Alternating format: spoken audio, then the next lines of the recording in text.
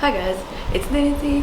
Welcome back to my channel Books and Coffee, and today we're going to talk about a few of the books I read recently.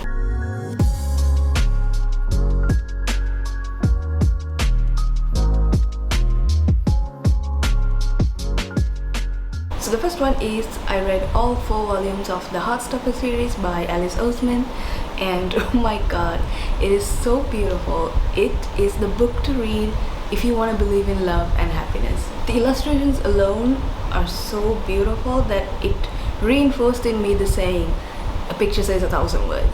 The story is very straightforward. I'm pretty sure by now you all know what this is. It's a very hype book on Bookstagram and BookTube. It's about these 2 guys falling in love during their school. One is somebody who's already out and he has his own trauma with like bullying and eating disorders. So trigger warnings for those who please read them before you read this book. The other one is Nick, who's still in the closet and then he's finding his way throughout this book, and it's such a beautiful story. And one of the things I love about this is how simplistic it is, and because of that simplicity it allows these characters to grow and develop and instantly make you care about them.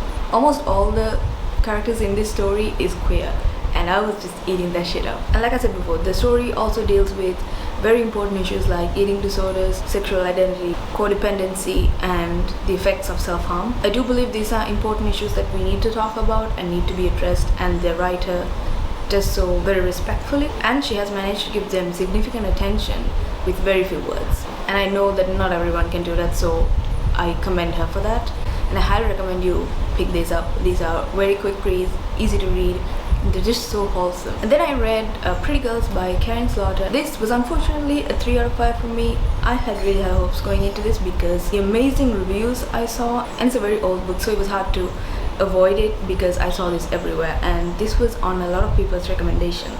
Basically this is about a girl who has gone missing. The family has kind of drifted apart after she went missing, and then one of the sisters' husbands gets killed, and that kind of brings them together, and eventually it's about them trying to figure out what happened to their sister. I didn't enjoy it as much as I thought I would. I did a whole reading vlog on it, so I'll link that up there. And there's quite a lot of trigger warnings for this because the writer depended on tragedy after tragedy on each page, trying to keep us engaged and making these graphic scenes and these tragic pasts in order to compensate for the lack of a plot or like good characters. And there were a lot of graphic and visceral scenes to bring out this shock factor and to keep the reader turning the page. The characters were so flat that at one point for me it felt like I was reading about the same character over and over again. Maybe if you might like this book, it wasn't for me, so I gave it 3 out of 5 because I did enjoy the process of reading it. Like I said, what she intended to do with like the shock factor and these graphic scenes that kept the reader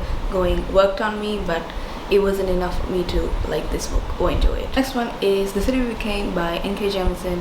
This I gave a 5 out of 5. I love N.K. Jemison's writing, especially because of how unique they are, and honestly it's unlike anything I've ever read. And like I've mentioned before in my videos, her slow burns have the best payoff. She has one of the slowest slow burns I've read, but at the end of it, like, the payoff is so good that you enjoy it, you want that slow burn. This story has some really cool sci-fi elements to it. Basically the premise is that once a city becomes a full-fledged city with its rich culture and the people, its art, and like all this population, the city eventually comes alive. So in this book we focus on New York and all the boroughs like the Bronx, Manhattan, Brooklyn, Long Island, Queens, and Staten Island. And of course these cities embody a person, right? And one of the things I like about this is that this is not a bunch of teenagers who embody the cities and have this found family sort of thing.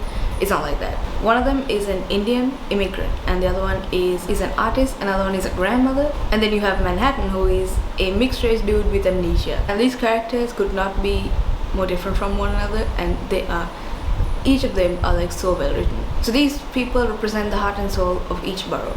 And then you have the villain, who we call the woman in white, and she is basically the personification of white supremacy in New York, and she intends on destroying New York City by eliminating all that what makes this city so vibrant and exciting. So putting aside all these fantastical elements, the story is very simple. It is about how white supremacy is destroying cities. And this is such a simple story. There are many books written about this, but what's so unique about this particular book is how it's portrayed. The way that it's portrayed is so impactful because it really makes you angry, it makes you really frustrated. This is such a great book, and it is actually a series, and I think the next one is going to start in Paris.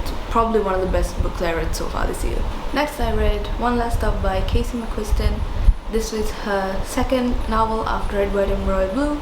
I gave it 4 out of 5. I loved it just as much as Red, White, and this is a sapphic romance. This is about a girl named August who comes to New York with this idea that it's the greatest city to live, and then she ends up finding that it's actually not, just like your normal relationship. Then she meets this girl called Jane on the train and realizes that there's like this fantastical element to it as well. This time travel thing where Jane is actually stuck on the train. I can't remember in which year, but she's actually from the past. So the idea is they're trying to figure out how to get her back to her timeline. I actually had no idea going into this book that this had like a fantastical element to it, so I was pleasantly surprised. It did not take away anything from the story, so even if you aren't a fan of this stuff, I think you can still read it because the main point of the story is the love story between August and Jane, and their chemistry is just so electric. And also, this does not happen often with me, but I really liked the secondary characters in this book.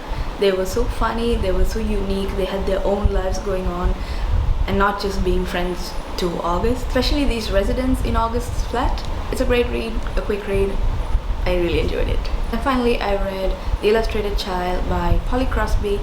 This I got as a gift for my birthday from my sister, and I gave this a 5 out of 5. This is again one of my favorite books that I read this year. The story is told from a child's perspective. She lives with his father, who is a starving artist.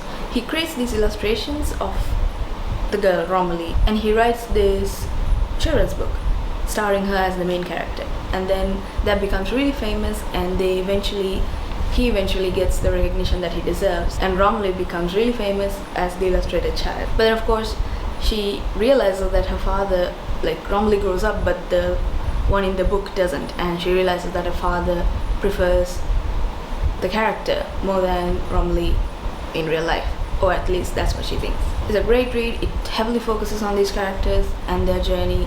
I love the relationship with Romilly and her father, how impactful it is and how it develops over the years. You see the way Romilly looks at life as she grows up, and I love reading these simple lives, simple stories of these people. It's so impactful. So yes, another great book. I really enjoyed this one.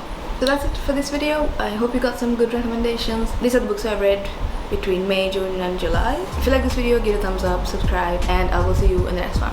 Bye bye.